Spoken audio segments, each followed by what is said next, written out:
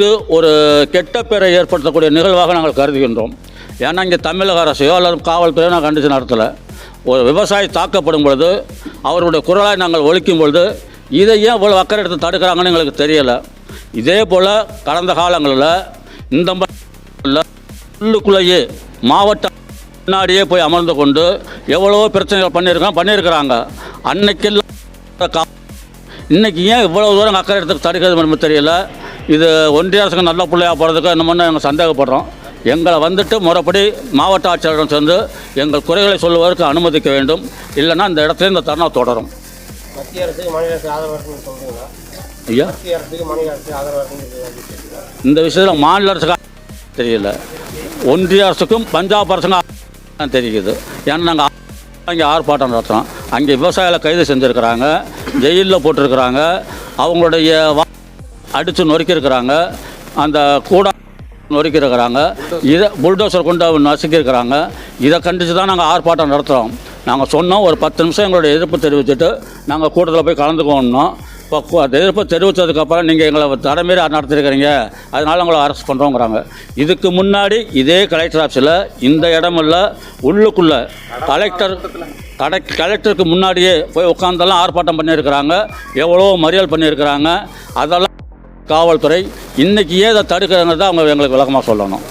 இல்லை இனிமேல் எதிர்கால மாதிரி நடத்துறது நாங்கள் விட மாட்டோம்னு உத்தரவாதம் கொடுக்கணும்.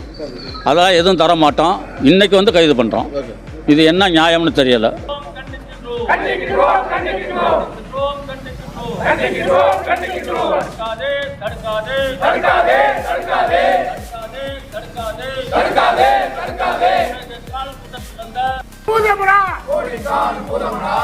சங்கம் நாங்களா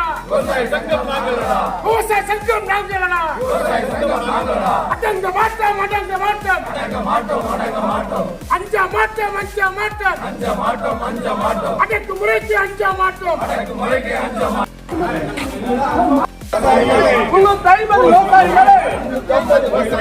கைது செய்த பஞ்சாப் அரசை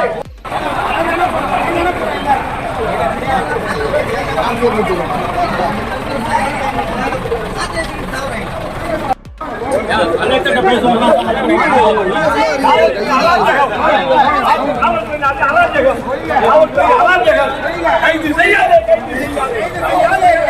எங்கள் தாய்களை கைது செய்யாதே, கைது செய்யாதே, கைது செய்யாதே, நியாயமாக